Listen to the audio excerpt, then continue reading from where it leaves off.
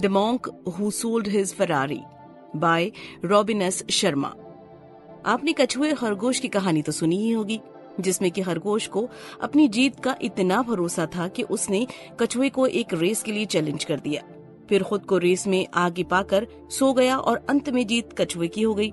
ऐसी ही कई रोचक कहानियां हमारे समाज में आमतौर पर छोटी बड़ी शिक्षा देने के लिए इस्तेमाल की जाती हैं। अब इस बात की कल्पना करें कि आपको किसी ने ऐसी ही रोचक कहानी सुनाई हो, जिसे सुनकर आपने अपना जीवन जीने का तरीका ही बदल दिया, और तो और आपने अपनी सबसे प्यारी चीज को भी बेच दिया। तो आइए एक ऐसी ही कहानी इस किताब में हम पढ़ते हैं और एक सरल और सुखी जीवन की ओर कदम बढ़ाते हैं।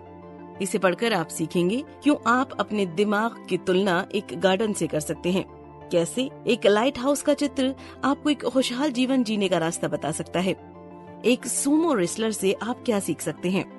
पहला सबक, एक अमीर और पावरफुल वकील के रूप में काम करते हुए ऐसा क्या हुआ कि जूलियन मेंटल की अंतर चेतना जाग गई।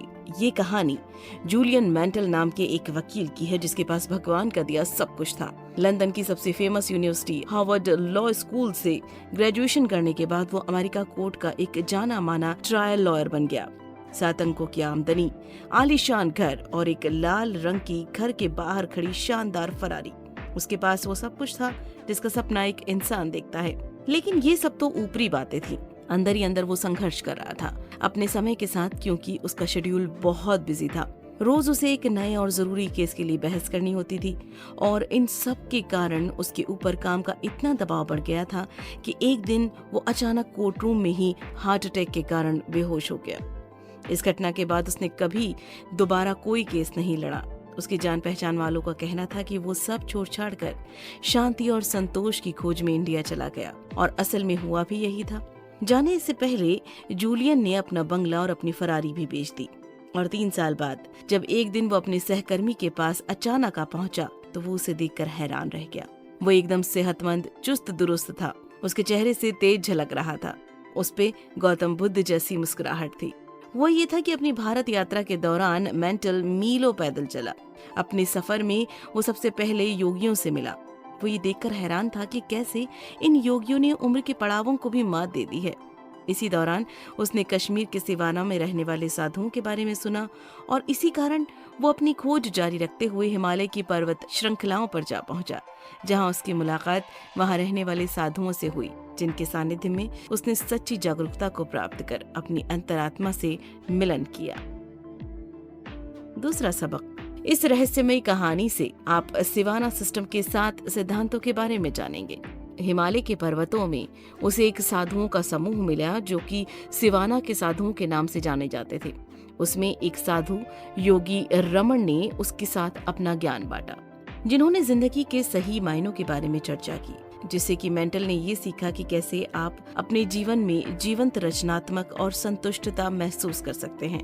उन साधुओं ने मेंटल की जिंदगी के सच्चे रहस्य बताने से पहले शर्त रखी कि वो जहाँ से आया है वहाँ वापस चला जाएगा, और उनसे मिले ज्ञान को लोगों में फैलाकर जन कल्याण का काम करेगा। इसीलिए वो वापस गया, ताकि वो जिंदगी में बदलाव लाने वाले सिवाना सिस्टम के बारे में सबको बता सके। साधुओं ने मेंटल को सिवाना सिस्टम के 7 गुणों के बारे में बताया, और इन्हीं गुणों को उन्होंने एक रहस्यमय कहानी के जरिए समझाया। कहानी एक सुंदर, शांत और हरे भरे गार्डन से शुरू होती है, जहाँ ढेर सारे फूल खिलते हैं और जहाँ का वातावरण बहुत ही सुहाना है। इस गार्डन के बीचों बीच एक लाल रंग का लाइट हाउस था। सब कुछ इतना शांत था कि तभी वहाँ की शांति को भंग करता हुआ एक सुमो रेसलर लाइट हाउस में घूमता हुआ बाहर आता है।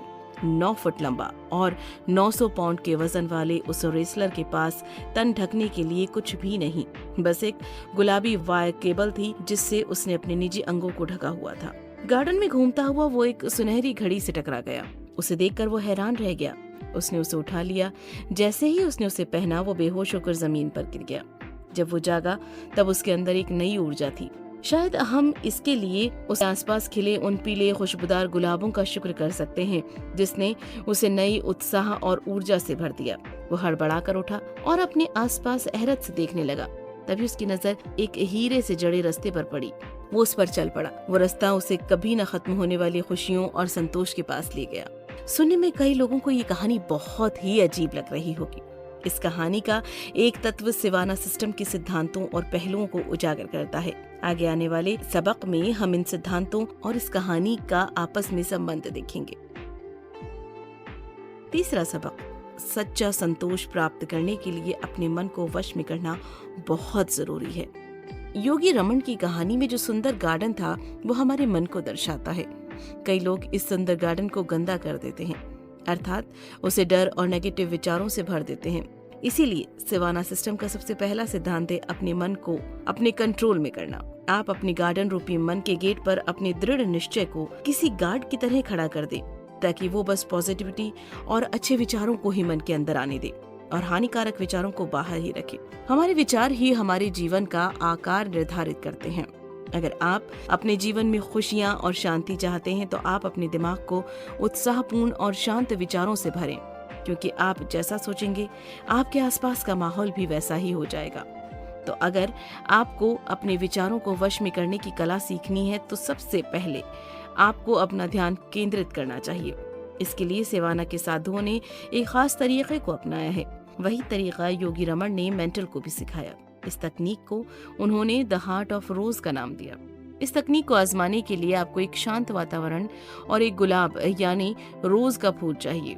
अब करना यह है कि आपको उस गुलाब के बीच में अपना ध्यान केंद्रित करने की कोशिश करना है। उस फूल की सुंदरता के बारे में सोचना है, जैसे उसका रंग, उसकी खुशबू, उसकी बनावट।